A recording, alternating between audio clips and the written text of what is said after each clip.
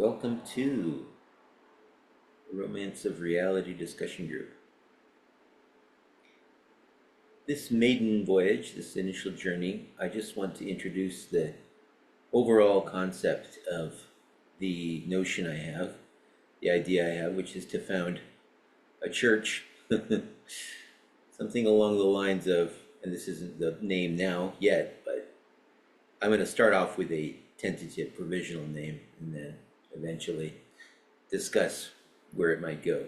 So something like the Saint Teilhard de Chardin Church of the New Heaven and New Earth, or maybe the Church of Cosmogenesis, or maybe the Integral Church of Awakening. I don't know. The point of it is to put Bobby Azarian's book, The Romance of Reality, at center stage, because I feel that Bobby's book is absolutely foundational and transformative, and to even come close to getting a notion of how one might build a spirituality or a religion around it would be an interesting prospect. Now, Bobby has recently published an interesting paper, kind of you could say a mini version of the Romance of Reality. And let me just share that with you real quick so you can know what that is all about.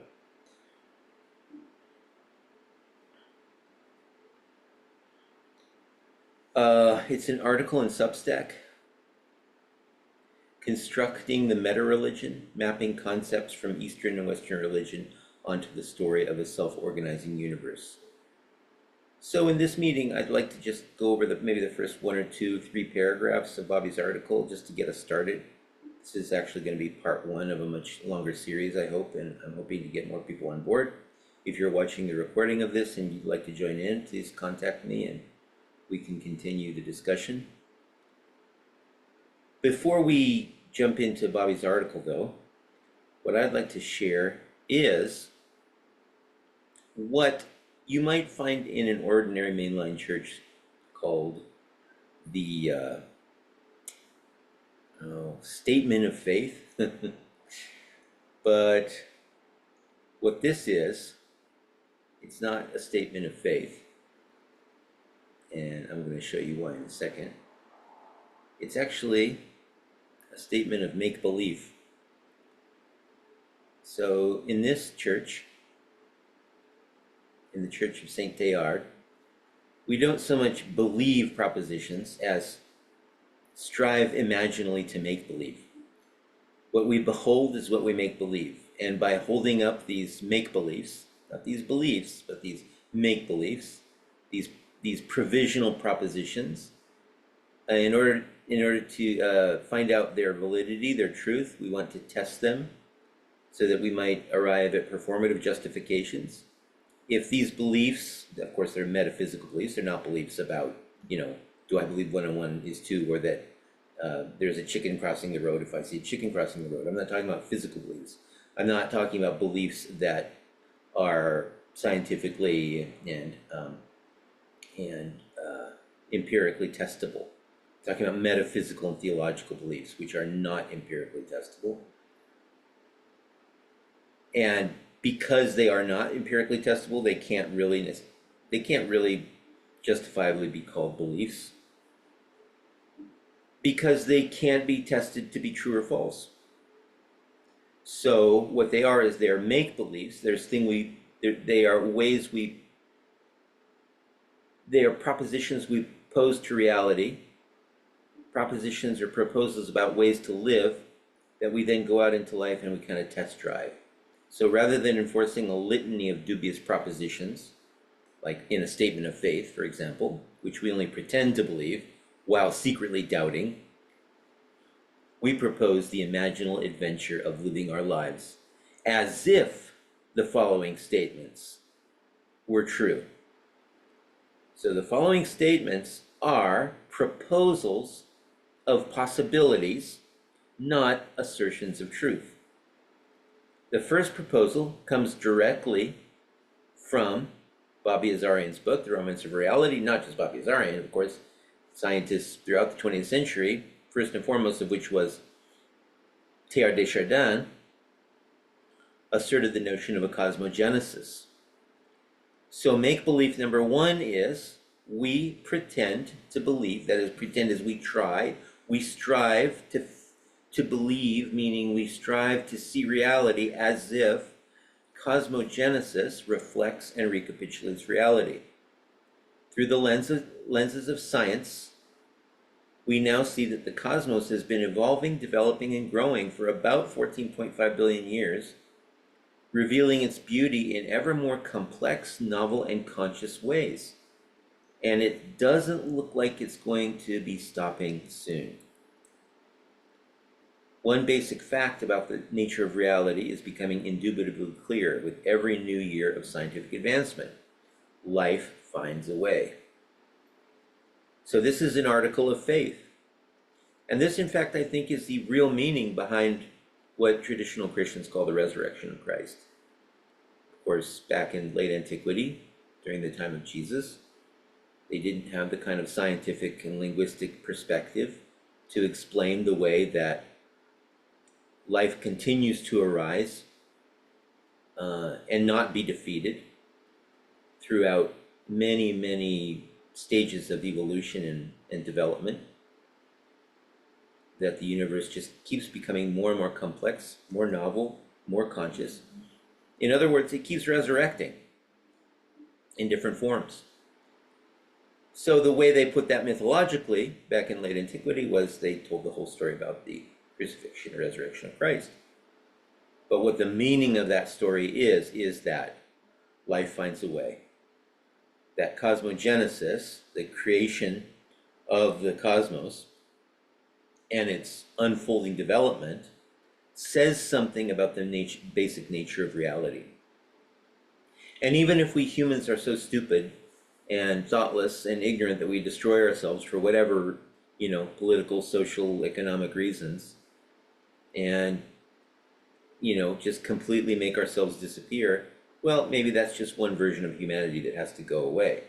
That doesn't mean life is going to stop. Life is going to find a way and maybe continue producing different iterations of something like humanity, maybe even better versions. So our faith in this church is not so much in humanity in its kind of limited and truncated form, the way we see humanity today.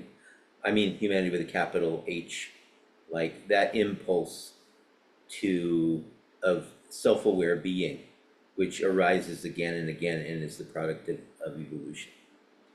Following upon that, and you'll notice that with each of these make-beliefs, each enumerated make-belief follows upon the other.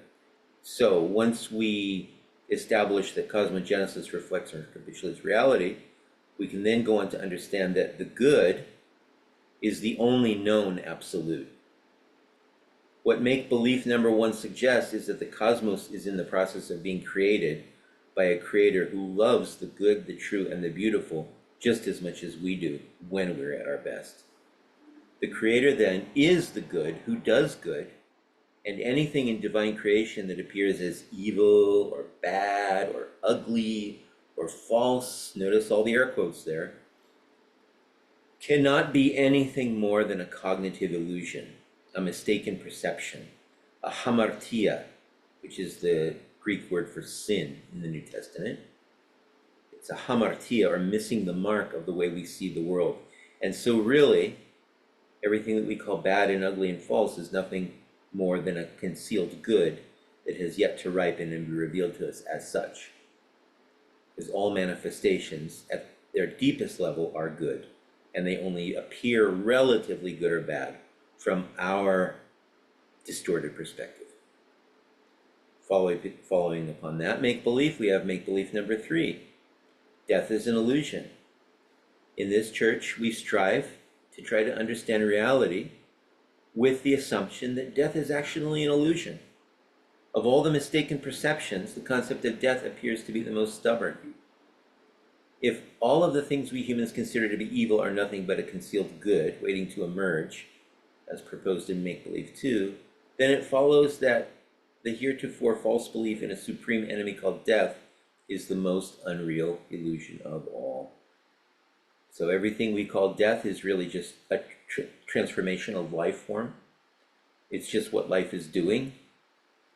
And when you look at a tree, for example, and you see that the tree issues forth with flowers and fruit, and then those flowers and fruit wither and go away and disappear, we don't say that they've died. I mean, we might say that if we have a mistaken perception, but the tree certainly has died.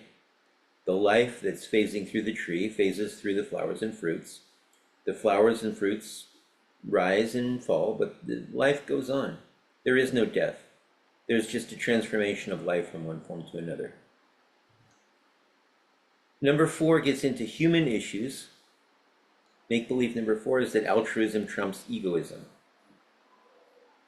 So both make-believe number 2 and make-believe number 3 are only possible because of a root illusion that deludes the human spirit, egoism. Egoism is the belief that this body-mind is the locus of one's identity. So if egoism is the problem, only the loving, conscientious practice of agape, spiritual altruism, is the solution. Following upon that, make-believe number 5. There is something good, true, or beautiful in all of humanity's great religions. We uphold the plurality of the absolute good, while transcendently singular, manifests as radiant multiplicity of relatively true religious, philosophical, and mystical symbologies, or symbolic systems that work to connect our limited human cultures with limitless spirit. Our many human religions with singular truth, I messed up on this sentence. Our many human religions are connected in singular truth and the great rainbow humanity with the shining sun of divinity. Note down your questions, please, if you have any questions or comments, because there are 8 of these make-believes, and at the end I maybe want to hash them out with you. So number 6, while most religions have upheld all the good, the true, and the beautiful ideals, they have more often than not failed to manifest these transcendental values in practice. That is why we Aletheans, that is people who follow the religion of aletheity, which is just the worship and search for truth wherever it can be found, we Aletheans enjoy a cautious yet nevertheless enthusiastic engagement with all of the world's great wisdom traditions. Of all the modal fantasies, this is a term that we're going to get to in make-believe number 8, so just keep in mind that modal fantasy is an in-house term. Of all the modal fantasies that challenge the human imagination, religion is the most potent. For this reason, we understand humanity's great religion, humanity's greatest religions, as either our best cure or the worst curse. It all depends on how they're understood, used, and exploited for their wise and meaningful attributes, but carefully stripped of their obsolete, dangerous, and dysfunctional features. The sapient ecologies of practice that Aletheans deploy for our spiritual growth and development are mostly drawn from the traditions of humanity's great symbologies, and it is only proper to honor and respect these great sources of wisdom, while at the same time remaining wary of their excesses. Make-believe number 7. True communion fosters altruism and obviates egoism. Moral idealism is transformed into real spiritual action only when a religious community walks its talk. As the inputs of make-believe and committed belonging are processed through a relevant ecology of practices and mindful sacraments, the outcome should appear as acts of kindness, altruism, and compassion in the community, all of which serve as the performative justifications of our aletheity, our worship of the truth above all. This communal transformation is only possible when the community's chief aim is spiritual transformation through deliberate exercises and assiduous practice. And make-believe number 8, we strive to believe that modal fantasy is a two-edged sword. On the one hand, negative modal fantasies are the source of all human suffering and sorrow. What that basically just means is that the definition of suffering is that you long to be anywhere but where reality is. A modal fantasy is a denial of the reality before you and a conjuring in the imagination of a story about how it could have been different. I would like to be somewhere else. Coulda, shoulda, woulda. The metacognition of life as a series of shouldas, couldas, and wouldas is a recipe for destroying peace of mind.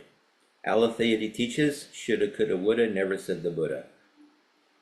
This means that the bright side of modal fantasy, when it is appropriately and wisely used as a way to create meaning through storytelling and make-believe, is to be gingerly encouraged. Okay, so those are the make-believes. Comments or questions?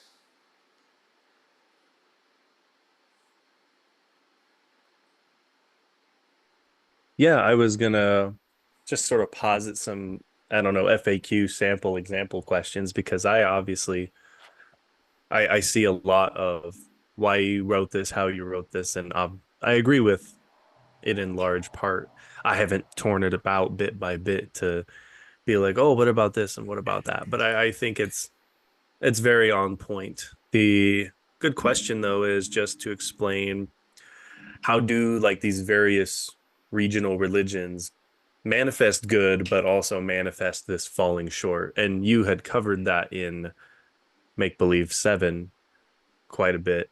But what would be like a good example of that, I suppose, to tie into this? Yeah, so every religious community can be seen through the framework of spiral, something like spiral dynamics. You don't have to use spiral dynamics. You can use any system of developmental psychology, but to frame through developmentally psychological lenses a religion is to see that the population of believers in any one religion are not cognitively homogeneous.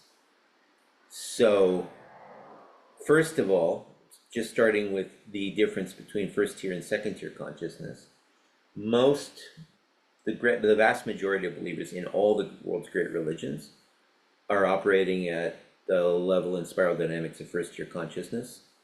So, you have to know a little bit about spiral dynamics, or at least developmental psychology, know where I'm going here. But the long and short of it is that first tier consciousness is a training ground for human beings to work through a kind of immature, childlike way of seeing reality so that they can mature into graduating into second tier consciousness. Second tier consciousness being more of what we might call, higher consciousness or altruistic consciousness. So, and this is found in every religious community. So, for example, let's take comparing Islam and Christianity. The normal understanding of the difference between a Muslim and a Christian, let's say you take one Muslim and one Christian and you pick them out of a hat. The normal way of explaining it is, oh, well, this Muslim over here believes that there's one God, Allah, and Muhammad is his prophet, whereas this Christian over here believes that Jesus is the Son of God and maybe perhaps believes in the Holy Trinity. So an explanation of what religions are about in the ordinary way of operating is all about explaining religion as a belief system. But in fact, a Muslim operating at second tier consciousness and a Christian operating second tier consciousness have more in common cognitively and spiritually with each other than they do with their fellow believers at all the lower levels of consciousness. So that Muslim, if he's not a fundamentalist, if he happens to be, let's say, kind of forward-looking, Sufi who reads Ibn Arabi, he's going to have less in common with his fellow Muslims, even though they all believe the same thing propositionally in an outward sense. He'll have less in common with them than he'll have with the Christian over here who reads Meister Eckhart and believes in, the omega point of Teilhard de Chardin. Because that Christian also is going to have less in common with all of the fundamentalists and evangelicals and, the people at more the immature levels of Christianity. They'll have less in common with him than he will with this Muslim at second tier consciousness. So it's a way of reordering you could say reordering belonging. The belonging I feel as a second tier operator is much more intimate and meaningful to me than my belonging as a Christian. Now, I still am a Christian. I'm actually both a Christian and a Muslim, by the way, you know that. But speaking as a Christian, I have absolute loyalty to the Christian church. I give my life over to Jesus. You can check off all the boxes for what it means to be a real Orthodox Christian. But my belief operates at a second tier consciousness level, which means that that identity to me is much more meaningful and relevant in my life, that I am a Christian at, namely at second tier, than the fact that I'm a Christian. And what would be those, what would be the contrast of the second tier and the first tier sort of faithful person, we'll say? So the good things that put a Meister Eckhart disciple in touch with an Ibn Arabi disciple, Right? though what of those things is good as opposed to the I guess what could be explained as the truncated sort of egoically centric mindset of somebody who is attached to propositional beliefs in the first tier consciousness or other sort of sub or lesser levels of cognitive psychology, developmental psychology. Yeah, great What question. what are So, just some, what's like number a one, right off the bat, diagram of that? non-duality, right? So, the understanding that all wisdom strives ultimately to a condition of non-duality. So you find non-duality in both Meister Eckhart, in Ibn Arabi, in a lot of the Kabbalah. The other is the um, sacrifice of the individual ego, the conceptual ego, to the higher self. So in first tier consciousness, it's the individual conceptual ego person that's seen as the kind of primary unit of belief or the primary unit of personhood, whereas the basic unit of personhood at the second tier is the universal divine self, what Alan Watts called the supreme identity, the true self. Another one is the understanding of opposition and binaries, so at the second tier consciousness, we search for the hidden third. We are searching not to create an us and them psychology of dichotomies and dualisms, but rather a way to see that God or nature, or whatever you want to call what put us all here and what's doing all this, that nature has set it up so that there would be creative opposition. First tier consciousness understand if one of the most foundational sensibilities of first tier consciousness is us and them, division thinking. Whereas in second tier consciousness, it's integral. It's all of us. And I think the last one is the understanding that this is all a process of growth and maturity. That a lot of the time we will see somebody and we'll pin them and reify him as this. Oh, he's a fundamentalist.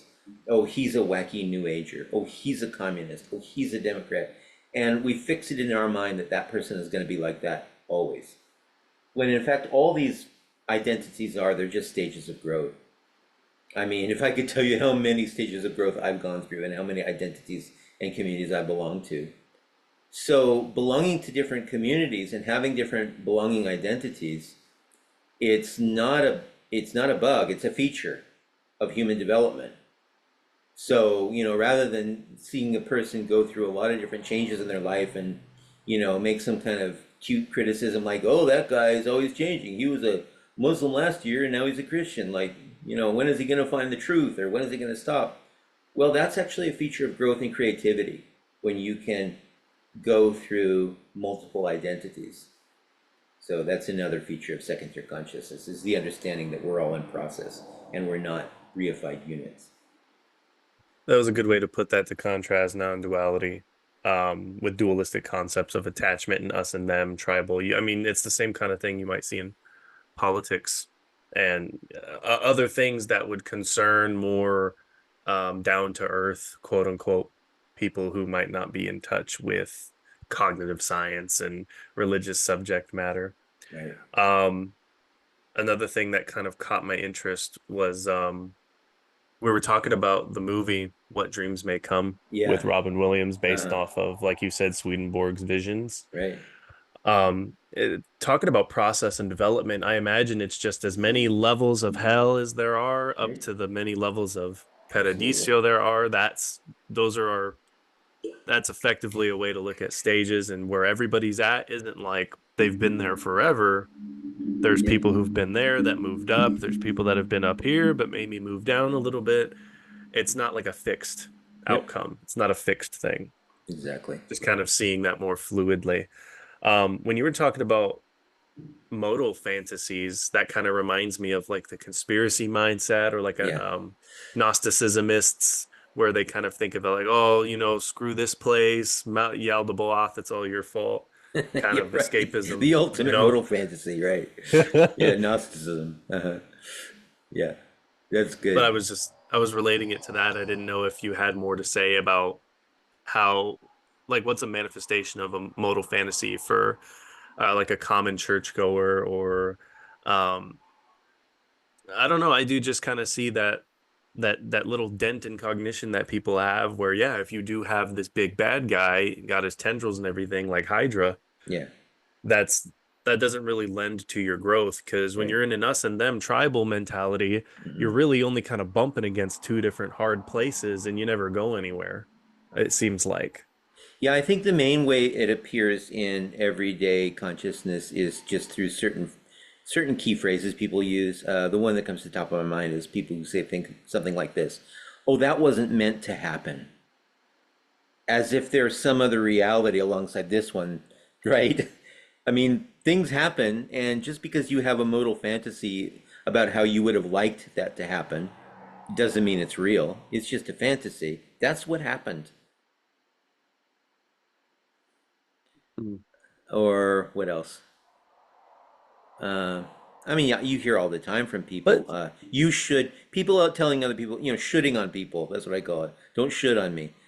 Telling me how I should be, or what the church is uh supposed to be, or how, you hear this actually from even very kind of, broad-minded and conscientious people. People saying like, "Oh, evangelicals should wake up." Well, no, evangelicals are just doing what they're doing because that's what they need to do at this time. Don't mhm. shit on them. Everybody is in exactly the place they need to be for their growth. There is no modal fantasy about how things could be better if only this certain group would reform or this certain group would not do what they're doing. Even something like that, it relates to like child psychology. Like the father can't keep throwing things onto the son, like, oh, you need to do this and do Right. that, and you should be like this, and you should be Right. doing this to get on the football team, and Right. all this stress and pressure. Uh-huh. What do you think that's going to do? I mean, look at the worldview. I've been on my own time, I've been covering, I found like a fascist blog and how they talk about things and the sort of literature, quote unquote, that they'll refer to. I mean, it's radical extremist stuff, and it only looks at it one way of just, all right, we gotta wipe everything out so that we can possibly maybe reconstruct some fancy new thing from the ashes. Right. They're misappropriating this life finds a way concept you spoke about earlier. Right. Right. Yeah, and the thing is that modal fantasies are a two-edged sword. So I'm not saying it's all bad. In fact, this whole notion of setting up a statement of faith filled with make-beliefs, I mean, what is a make-believe if not a modal fantasy? The difference is that with make-beliefs, the make-believes I'm proposing, you're not emotionally attached to them.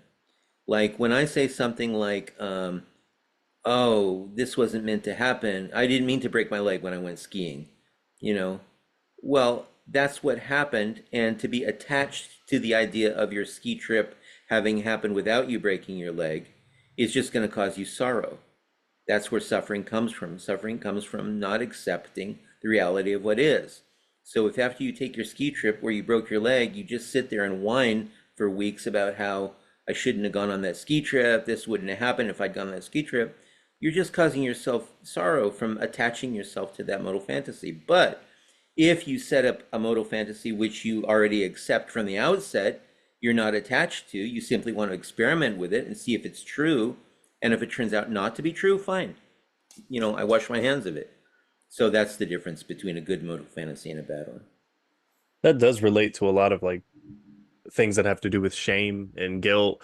I see a lot on some like deconstruction Christian pages. People will still be racking their brains. They're so upset that they've broken away from whatever they believed in and they still feel like they're going to go to hell for it, Right, something like that. right. But I see I was thinking about the Buddha there where it says shoulda coulda woulda never said the Buddha. Yeah, I was thinking about his story. As far as I know, he's yearning for something that's not there, right? He's not in touch with his reality as a prince and he should be doing prince things. Instead, it's like being preoccupied with something that isn't quite manifest physically in front of you. But I there's something special about the make believe thing because, like you said, it's the aspirational self is like already what it is. It already is present, I suppose. It's real, right. even if we're not capable of seeing it or whatever the case. Well, the Buddha's a good example because, the way he was raised, his father tried to speaking of fatherhood, tried to set up this artificial situation in which young Shakyamuni, young Prince Shakyamuni, would be shielded from the knowledge of suffering, aging, and death, as if suffering and aging and death weren't realities, right? So when Shakyamuni finally went out, and he saw this vision, he was so brainwashed by the propaganda of there is no sickness, there's only happiness, bliss, and good-looking women, and nobody's ever going to die. He was so brainwashed by this propaganda that it shocked him. But in fact, what he saw was reality. When he looked at the sick man, the old man, and the dead man, he saw the way things actually are, and things actually, if things are just, that's the way things are. And if we go back to the death part, like when he saw the dead man, if he had been able to see deeply into what that corpse represented, it wasn't a representation of some person dying. It was a representation of perhaps an ego dying, but since the ego doesn't exist in the first place, it can't have died. So he had to have seen it with that right framework. And it appears the old sick and dead man all appear as like a shock to him because Hmm. of how he's been isolated, sheltered, where he was at, you could say developmentally. You Right? could look at that all the same way. Totally. All right, so now let's talk about Bobby's article, at least touch on the first couple paragraphs. I'm not going to take too much longer here, but I just want to make the segue from the 8 points of make believe to some notes that I took on his article, which again is called Constructing the Meta-Religion, Mapping Concepts from Eastern and Western Religion onto the Story of a Self-Organizing Universe. Again, it's a very good introduction to the concepts that he develops in his book, The Romance of Reality. Now, keep in mind that the Saint Teilhard de Chardin Church of the New Heaven and New Earth, or whatever it's going to be called when its papers are registered, is a church of Questianity, which is a meta-religious perspective that not only allows and encourages those adhering to its principles to practice two or more different religions or symbologies, but that distributed cognition and transformative dialogos are to be heartily supported as the driving force of the health, expansion, and growth of faith, meaning doubt and questioning are encouraged. Again, they are not a bug of this religion, they are a feature. Try to doubt and critique and tear down everything you possibly can while still being charitable to the other view. So, with our make beliefs, for example, with the eight make beliefs, you're not required to believe them in any dogmatic sense. They are simply propositions to be tested. And what you should do is go about your life charitably upholding them in your heart to see if you can see reality that way. But if it turns out that, life just kind of critically outweighs the assertions that the make beliefs are making, then you need to discard them. So Christianity is a totally revolutionary way of approaching religion, because up to now religions have been identity enforcing institutions which sought to fix people in a fixed dogmatic set of beliefs that should not be questioned. And that's the total opposite of Christianity. In Christianity, the whole point is to be uncertain and to live in uncertainty as an article of faith, because the opposite of faith is not doubt. The opposite of faith is certainty. If you have certainty, you don't need faith because you're already certain. So if you're actually going to have a religious faith, the first ingredient you need is uncertainty, and uncertainty is caused by doubt and questioning. Because then when you do doubt and question, then your faith can build. The only factor that might prevent one from becoming a member of Teilhard's church is insistence on exclusivist or dogmatic sectarianism. Okay, so here's paragraph 1 of Bobby's article. In the history of human thought, no single idea is as far-reaching or profound as the concept of a self-organizing universe that inevitably produces life, consciousness, and culture as it moves along a trajectory toward a maximally complex and maximally aware state of existence. An omega point, as it's been called in the philosophy and theology literature. Okay, just a couple points of critique from Aletheity. I don't believe, again, all my beliefs are tentative and they can be changed, but from what I understand, the brain does not produce consciousness. It's the other way around. Consciousness conceives of a thing called a brain. A brain is just an idea. In fact, there's nothing that's not an idea, including the idea of matter. So consciousness is primary in the Aletheity way of thinking. And I think Bobby tends to veer toward the other understanding that the basic stuff is matter and that matter is producing consciousness. So that's a little metaphysical quibble I have. So he uses the term self-organizing universe. Aletheity will be using self in both the transcendent metaphysical and phenomenal conceptual way. So not just big self, true self, but also small selves. So the former, the big self, is associated with the name Isab, infinite self-aware being, and the latter with Lysab, or limited self-aware being. So a limited self-aware being, a Lysab, that's just a human person, right? A dissociated ego, conceptual ego, whereas the Isab, the infinite self-aware being, that's the supreme identity. That's the big self. And then omega point derives from the cosmological and theological thought of Teilhard de Chardin, a culminating point in human history to occur at some point in the near future, perhaps the year 2240, when the Jewish calendar ends and the Messiah should return. Who knows? Aletheity understands the omega point and long-awaited Christian parousia, or return of Christ, as synonyms. And we can get in later to what Aletheity means by parousia, but I know, Roman, you know a lot about that already because you've heard a lot of my talks from parousia. This is just the idea that a critical mass of second-tier consciousness thinkers on the planet, second-tier consciousness operators, reach a point in which there's a tipping point, and we sort of humanity comes into its own because those little imaginal cells in the chrysalis have accumulated enough, capacity to be able to make a critical change in the system.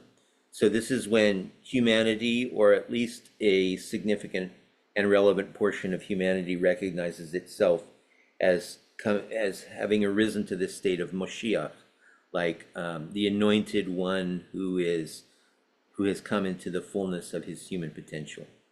And again, we can get a lot more into that later, but I just want to point out here how I'm seeing the omega point and the parousia and that moment of transformation, of collaborative transformation, as the same. And then I put some dialogos proposals here. If we get a larger group a little bit later on, we might dialogos on a few concepts: self, consciousness, culture, universe, philosophy, literature, parousia, meaning presence, return of Christ, and Messiah. But any questions about the first paragraph?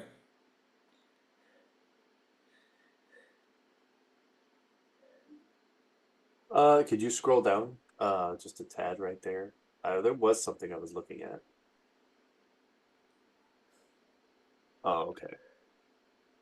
2240. That's funny. Yeah, that's in Um, 216 more years. Apparently, though, we are according to one commentator I was listening to, a Jewish guy, we've already entered the Messianic age.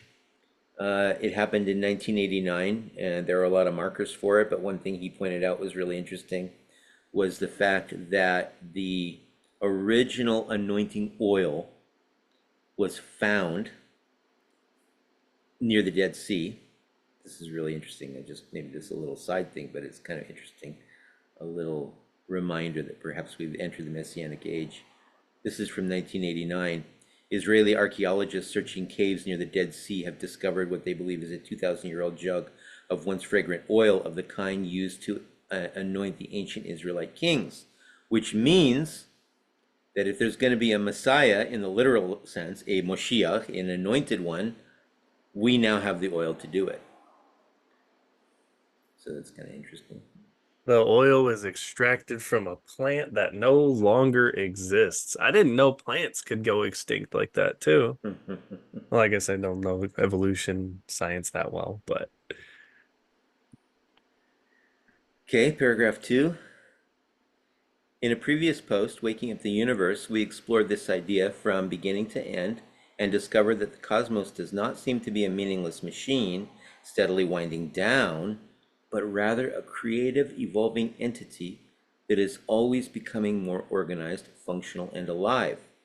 The theory of everything we have been searching for turns out to be a story of everything. It is a tale of cosmic becoming and life, also known as adaptive complexity. It's at the center stage. Okay, this waking up thing really has to be sorted out.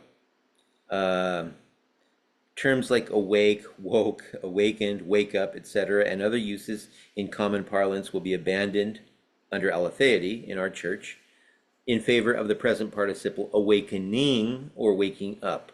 So not the past participle woke or awakened, but the present participle awakening as a process rather than a finished state.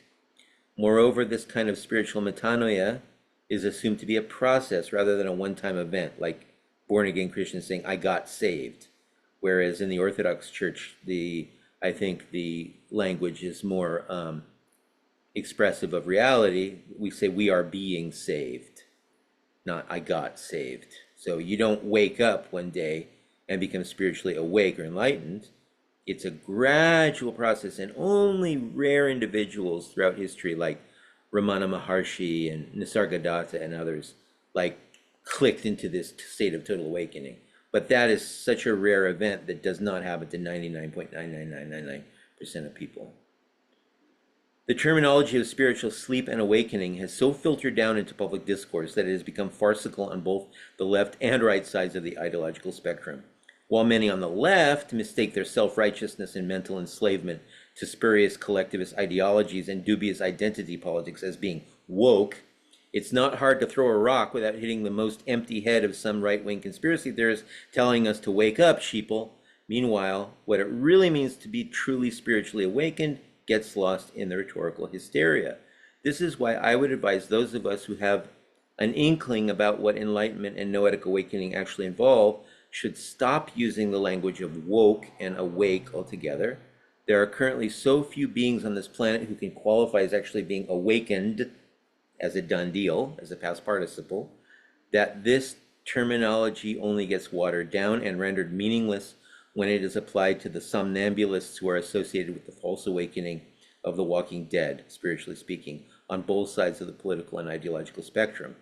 I would suggest that rather than speaking of someone being either woke or awake or awakened, with the implication of a finished state as expressed by the passive participle, those for whom the noetic sun of enlightenment is just now and ever so gradually dawning onto our inner landscape of spiritual truth, the truth of altruistic non-duality, being to use only the present participle of awakening. Not only will this give us more explanatory power by framing the way that all people on every band of the ideological spectrum are awakening, and everybody's awakening, by the way, both left and right. Nobody is woke, but everybody is awakening. That's the point. Nobody's awakened or woke yet, unless you're Ramana Maharshi or Meister Eckhart or somebody like that, but we are all, without exception, awakening to the partial and perspectival truths about the way things are.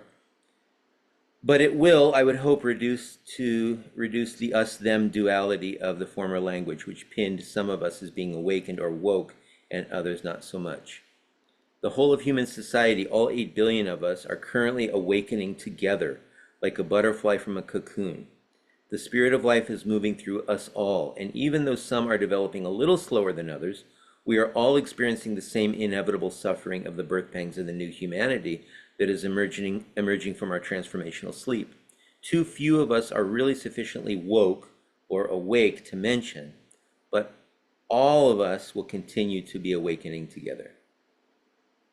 I kind of went off on a on a diatribe, but I really want to address that because just being told to wake up by so many different groups, not even know what it means. First, I mean, the first sign of being awake spiritually is you no longer identify with this body. This body and its desires and its likes and dislikes mean nothing to you. So, do you know anybody who is that disidentified with their body? I don't.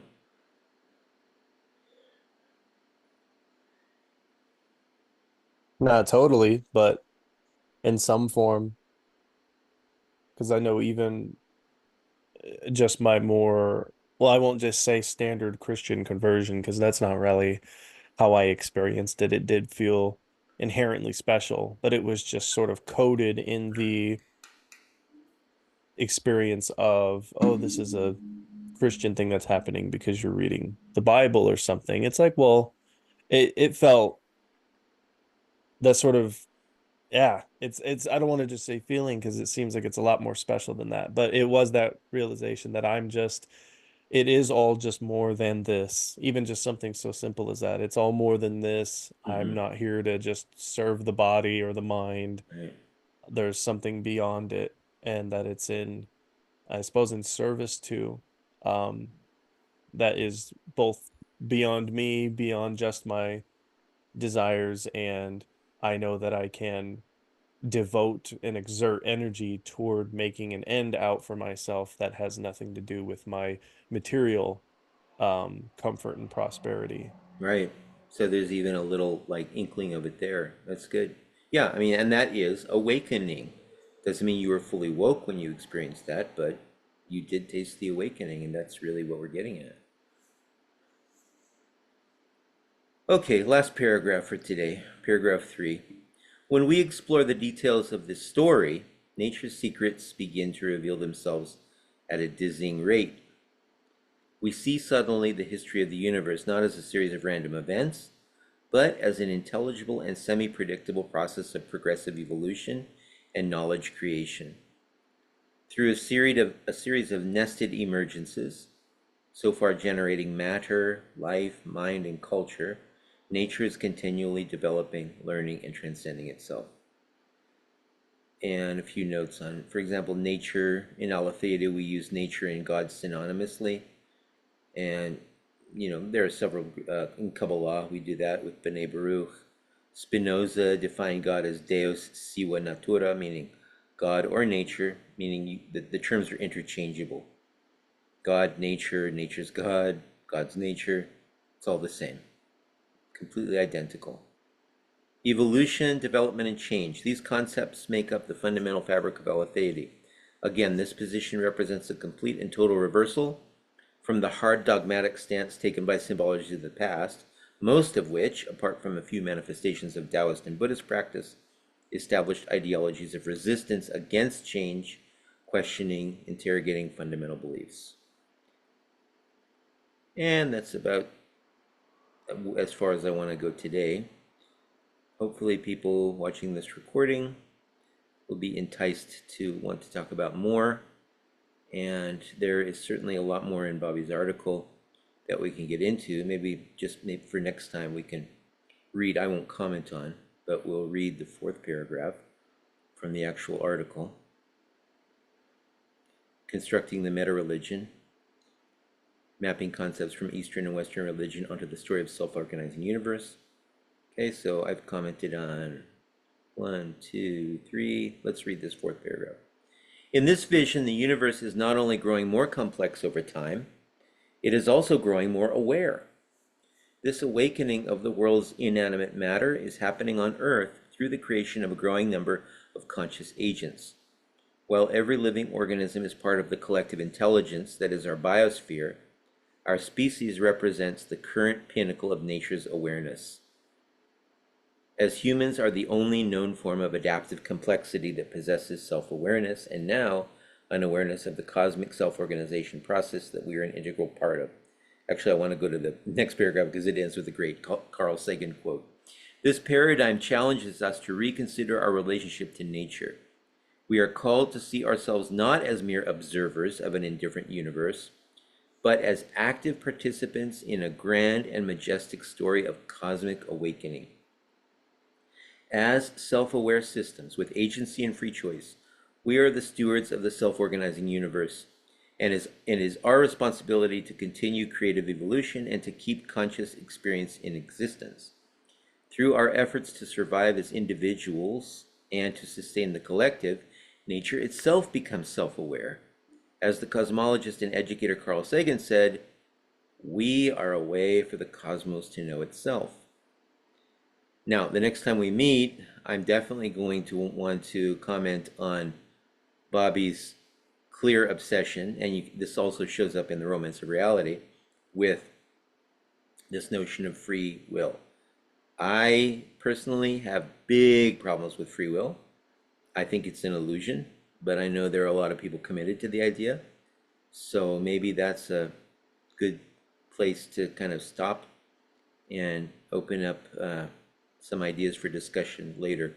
Where do you stand on free will these days, Ramon? Well, I was gonna say I liked one of the last things I read on it was David Bentley's Hart's approach about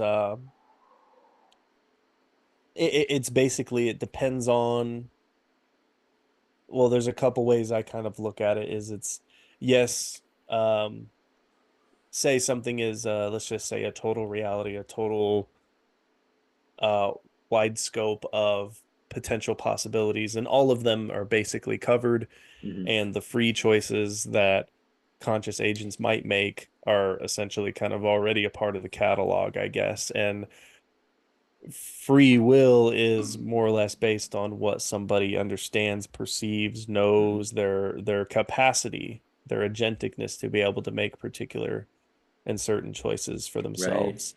right. And you could want the best thing for yourself, but if you're only at a particular substrata level, the best choice for someone right here is going to be this, but that doesn't mean it's the ultimate best choice for them, or that they're going to be aware of what the best choice they could make as an agent would be. So it is all pretty containable. I wouldn't say free will absolutely, because I just feel like there's not a great way to substantiate that. Anything that we collectively Mm-hmm. perceive as like, oh, well, I did this and I chose to do that. It is all sort of contained and answerable within, I think, perhaps something like you might theorize or propose about how to understand free will. And I wonder if that is injectable into this, because the self-organizing universe sort of Mm-hmm. Spinozian Mm-hmm. pantheistic language is also a Mm-hmm. little bit limiting. So I Mm-hmm. wonder if there's a way to almost kind of inject certain better conceptions into this already great article on the meta religion to sort Yeah. of improve it. Because I feel like you or I, especially you, but and other people have other spiritual conceptions that they have basically processed and Uh-huh. leveled up to this point to where some of the wording here does kind of like fall a little bit short of the sort of concept that it is trying to articulate. Right. Does that make sense? Very much. Yeah, that's a great comment. I like that. That's a good place to stop.